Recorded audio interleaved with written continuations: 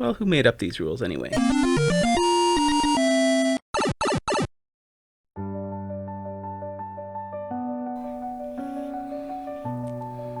Hello, beautiful. Welcome to the world. 7 days old. So far, so good. Mama's doing a great job. She's done everything she can do to prepare. She's taken the breastfeeding on full force. And you've been sleeping. Bless you. Should we say hello to the world? Hello, everyone. This is the next chapter in my life. I didn't think that I would have another kid. I didn't ever think I'd get married again. I didn't think that babies could be so calm. This is a kind of a magical point where we embrace what's given to us. This baby has come from the new formation of our Filipino, Australian, Canadian family. I met my wife 2022, got engaged 2023, and we got married in 2023 at the end. Between Philippines, Australia, haven't been to Canada yet, but she's very much has the same demeanor as her mom, has kind of just like a go with the flow personality. So this is Ariella. And from what I understand about newborns, they can detect contrast between black and white. And I've just brought her in here for the first time. I've got this nice little rocking chair. And she's been sleeping like all day and all night, which is really nice. I think she's just going through that nice settling in phase, getting enough to eat, getting enough rest, getting to know her parents. I'm just giving her a gentle stroke of the head, just so she can feel some, like positivity from me and just get some idea about roles and what does mommy do and what does daddy do. I've tried to help with the breastfeeding, but it's pretty much a mother-daughter thing. We've got a whole bunch of breast milk frozen. There's so much milk coming at you that we keep putting it in the fridge and thinking, oh, it might get used, but every time there's a feed, it just goes right back on the breast. So it's all working really well, except for mom hasn't been able to sleep because she's so active with feeding.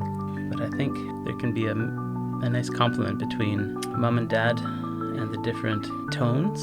Like mom is very sweet and very nurturing, and that's what babies would need, that maternal, just comforting and feeding, right? Some good little feeding. And then from the dads, maybe there's a bit of protection there. Maybe there's a bit of security and peace, knowing that maybe the sounds, there's nothing frightening in the environment. Or maybe it's a gentle caress. Or maybe there's a bit of playtime and a bit of stimulation. Looking forward to some of the things that may be coming, like just some of those sweet interactions. Looks like you're awake now. So this is baby Ariella. As you can see, she's swaddled up there really nice, and she's pretty content. There's a lot to look at in here, that's for sure. Shiny things, lights and darks. It's the perception that's interesting. What do they perceive? How much is just feeling? I know different parents go through different things. Sometimes they have more physical challenges about tummy, comfort, sleep, ability to sleep. But right now, we're just thankful that we're on day 7 and we're looking out for things. We had a little bit of a check today on breathing patterns. She's so peaceful and content, but you start to look for things like, why is she breathing so quickly? Is that normal? And then it sort of goes quiet, and you're wondering, why is there no breathing? Well, there's just cycles. At this point, it's nice. There's so many milestones between my wife and I. Between first meeting, which was an online meeting, and then flying to the Philippines, which is where she's from, which is sort of like unorthodox, and most people would kind of frown on that and saying, well, how's that going to be? How's that going to work? What are you going to have in common, right? But sometimes when you have tried everything else, or a lot of things, you start to question who made up these rules anyway? Who's to say that you need to settle down with somebody from your own race or your own town or city where you're from? You can certainly take a chance on things. And baby's here because we've basically settled and created a family unit. So a solid relationship, which was long distance, led to meeting in person, which led to building trust and exploring personalities and life goals. That's right, got some activity there. And it's not easy bringing someone outside their country into another country. The governments don't make that easy, do they? But let's get a nice comfortable position. There's some pretty magical moments to be able to essentially bridge the gap between the two families of two different backgrounds, both good people, good families, but language alone. So we both, Ella and I, had to be pioneers like that. Take a chance. Don't be afraid to take a chance and try things. We managed to celebrate the everyday. So we really got to appreciate spending time together and the peace that we would bring to each other. Everything's a trade-off, or I guess everyone gets something from an arrangement, if you want to call it that.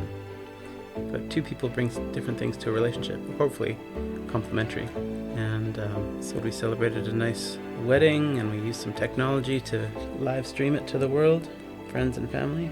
Make an effort to bring people along, because if you try to find your own little escape, I think you will need people along when it comes to situations like this. Get their blessing, and it feels very good to be welcomed into the Filipino family. I know. Let's get you comfortable in your bed, and we'll say nighty night. And we're learning a lot about things that she likes and needs.